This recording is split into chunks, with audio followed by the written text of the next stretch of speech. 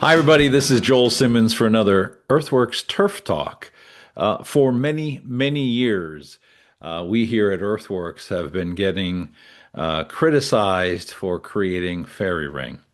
And I've been a big fan of Dr. Mike Fidanza for a long time, and I've been watching and studying his work. And I think his conclusions are pretty definitive. And I had the great pleasure of having Dr. Fidanza on the EarthWorks podcast a few weeks ago. And I wanted to take a few pieces of that conversation. And I'm going to encourage you, if you have any concerns about fairy ring, especially if it's related to adding organic fertilizers, because clearly it's not. I would really encourage you to go to the EarthWorks podcast and listen to the conversation I had with Dr. Fidanza because he really goes into it in some great detail. He's a wonderful person, and it was a great podcast, and I think it really put some light on it. And like I said, and I'm going to say this, I think, in this clip, we've been under pressure from a lot of folks saying that fairy ring is caused by organics in the soil, and there is some truth to that, clearly, and Dr. Mike spells that out definitively in this conversation. But what I think really has been his conclusion is that fairy ring is a situation of a buildup of ammonium in the soil and because of moisture management. And where we see fairy ring the most is in soils that are really drying down too fast, sandy soils. And he talks about that in one of the clips that I'm about to show for you. But what he's really talking about is what sets the stage for fairy ring. And one of the things that I really wanted him to say in this is that it's not carbon-based fertilizers, and clearly it's not. And in fact, we have given him Renovate Plus and Ecolite. Ecolite is a zeolite product, which is not carbon, but the Renovate Plus is. And it was designed to help him find ways to create moisture management in that soil profile. And in the process, Dr. Mike actually was able to reduce the cases of fairy ring. So one of the things that I got him to say is that biology is a big part of this, that carbon-based fertilizers are not.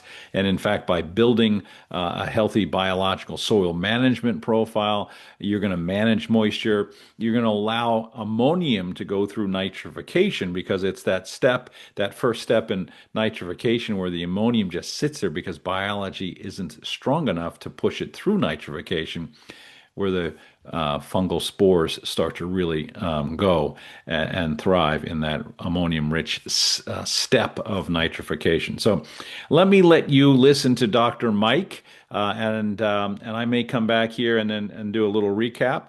But take a listen to this clip from the podcast that we did here at the EarthWorks podcast, and hopefully you get some better understanding as to how fairy ring really works in the soil. And that's what led me to looking at the soil, the chemistry of the soil, the ammonium content in the soil that builds up at these fairy ring affected sites. The ammonium builds up from the fairy ring, or fairy rings in well, in the way that the entice mycelium into is ammonium rich soils. right. I think you're right. The ammonium was breaking the mycelium is breaking down that organic matter, right, and it's colonizing the soil, breaking down organic matter. The ammonium is released, and typically, right, like we teach in Soils 101, the ammonium the ammonia comes into contact with water, forms ammonium. The ammonium is broken down by nitrous fluminous, nitrobacter, and becomes nitrate. Yep. And that's nice free nitrogen for the turf to take up.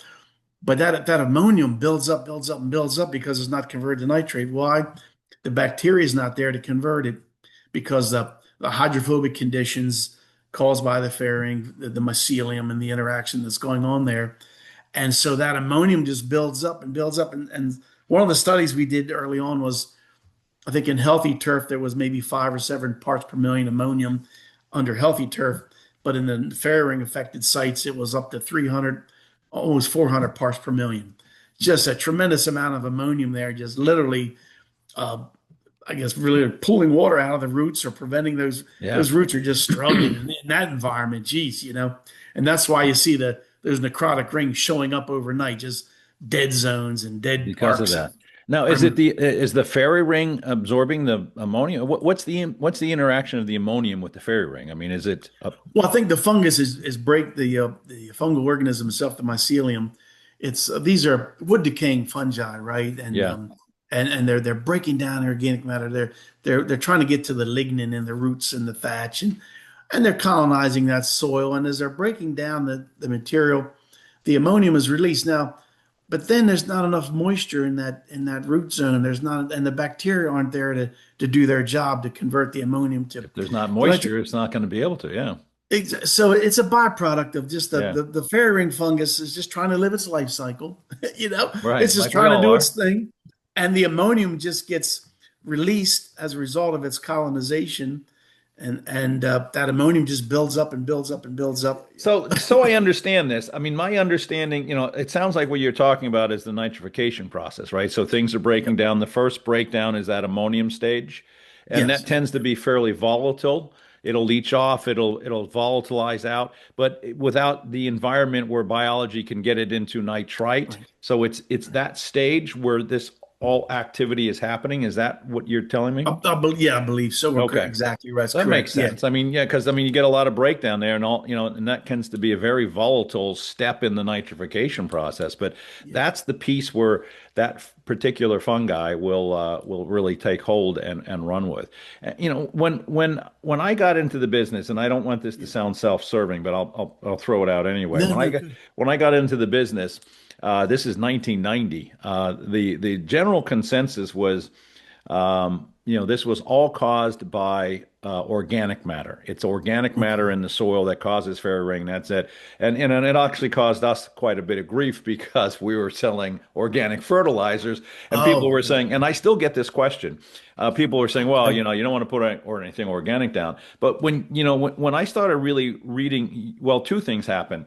But at that time, right as this whole conversation was going on, they were coming out with the California method of construction, which is no Oh, organic matter at all. right. And the Yeah. worst thing that happened to these guys that were building these California models was fairy ring. They were getting fairy ring at the wazoo. I don't know if that's a real word. Yeah. But I mean, does that and then, having studied your work for so long, it sounds like what the conclusion today is that this, and you kind of already said this, is that this is really more about moisture. And it looks like the work that you've done is really about finding ways to create a moisture level in the soil so that that ammonium doesn't just sit there. And biology, and obviously then I'm going to extrapolate, being the soil Yeah. biologist that I think I am, Yes. that this is an environment, we're creating an environment for microbes to really move this through. And now, so if I'm hearing you right, what's happening is we increase biology, we get nitrification to go through into nitrite. That environment is reduced. Is that a fair conclusion, or am I completely No, off yeah, base? I think you're right. You're correct. The soil biology is very important. The other part is the soil hydrophobicity, the water Right. repellent root zone that happens because of these ferrying fungi. These basidiomycetes create the hydrophobic environment. So so roots are going to struggle to get water and nutrients because the environment's hydrophobic. Plus, there's a buildup of ammonium. Plus, the Right. soil biology is not there. But you made a good point though about the sand. These ferrying fungi, they love sand soils. Yes, there's They're no actually moisture. There's no well, biology. There's no right. humus. No, they're in native soils as well, mineral soils, but Yeah, they of are course. really prevalent in sandy soils, and uh, and the organic matter part. I've seen farrowing on sites with a substantial amount of organic matter, and I've seen farrowing on sites with very little organic matter. Yeah. And yes, if you have a thatchy site, sure, that could create a more favorable environment for Well, varying it's going to fungi, dry as out many other faster, things right? too. Yeah. Say again, sir? It's going to dry out faster. Oh, absolutely, absolutely. And then the work over the years that we looked at in a lot of studies where I get the best ferrying management, control, suppression, whatever you want to call it, if we can manage the soil moisture to make it more uniform and consistent over time. Right. And that's where, Like I said, we have been battling this for a very long time as a proponent of biological soil management and carbon-based fertility. But I think you can see from Dr. Mike's comments is that, yeah, there is a situation here where moisture needs to be managed correctly. He does talk a lot about using surfactants to help moisture go through. From a biological soil management standpoint, if you do build humus and digest that most lignous material, fairy ring becomes significantly less of a problem.